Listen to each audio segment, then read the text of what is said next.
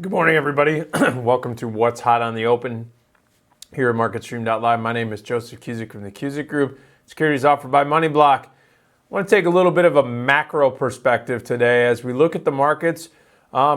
There's a sigh of relief today in the markets. This morning we see that the markets have bounced off of the performance of Apple. Overnight they reported their fiscal earnings report and they produced record revenues.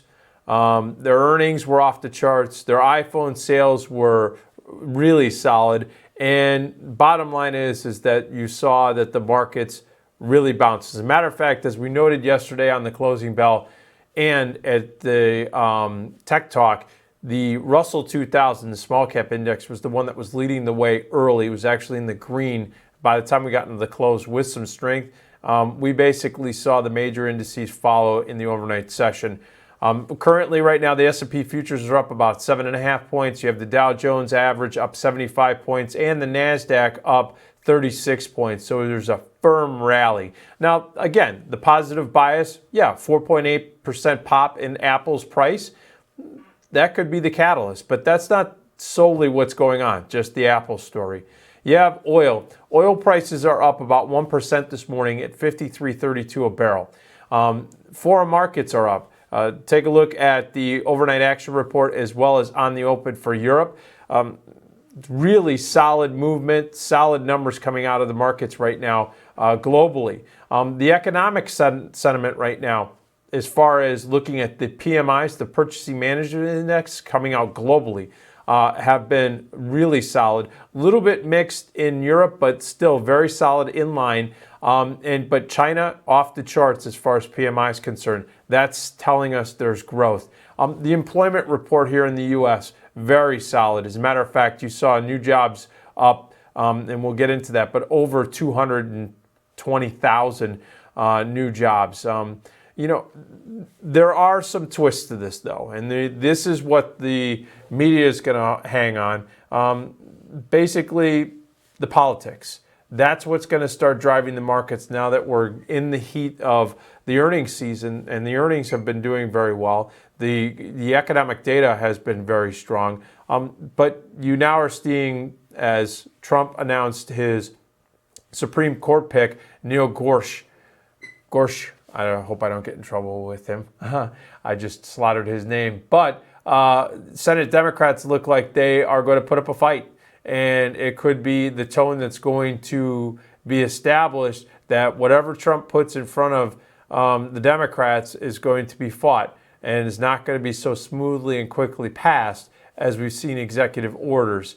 That could put a little bit of a break on the post-election rally. That is holding back a little bit the markets. Also, what's holding the markets in check this morning, we want to see what the FOMC statement's going to be at 2 p.m. Eastern time. We want to see, now there is not a high expectation of any type of movement in the interest rate markets or the FOMC raising rates at this juncture, but we want to see if there's any change in language, and specifically we want to see if there's a target range for the Fed funds rate from the meeting. We're going to watch the directives that are going to come out from this statement. And we know that there's going to be multiple rate hikes in 2017. We just want to see some clarity on if, in fact, it is 2, 3, if we're starting to see language, and if we could see that the Fed is seeing growth at a pace that would maybe trigger a little bit more aggressive rate increases.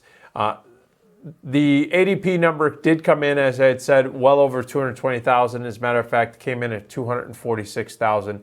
That was well above what was expected. You were looking at under 200,000 as far as private sector jobs being added. Where the breakdown came in on where those jobs came from, small businesses, about 62,000. You also saw mid-sized businesses about 102,000, and then large businesses about 83,000. Now, the services sector was probably the largest sector that was hiring over 200,000, but goods and producers sector also added about 46,000. And that's a nice uptick in that sector only because they've been shedding jobs over the last 3 months. This also is a precursor potentially where we're seeing, first of all, we are closer to full employment, which means then that there could be even larger wage inflation. That's a positive for the economy. That means that people are going to be making more money. That means they could potentially be saving more money. And that could be a pickup also in inflation. We'll want to keep an eye on that. Take a look at the Treasury markets and the U.S. dollar. The U.S. dollar right now is up 0.3%, still under 100, but at 99.77, and it's still extending its gains off of the lows yesterday. In the Treasury markets, you're seeing the 10-year note off about 9 basis, or down about 9 ticks, and its yield has risen about 3 basis points to about 2.49%. We want to watch this very closely, see if we continue to see rates rising. That would be a positive potentially for the equity markets. At this stage right now, we're going to see a lot more headlines coming out of Washington now that the president is in full mode for getting out his policies, and we're going to see how the markets are going to be reacting to that. But right now, the markets are in the green, so that's where we're at, and that's what's hot on the open. All right, folks, we'll be back at 1:30 Eastern Time. Check us out. That's going to be Strategy Now here at MarketStream.live. See you then.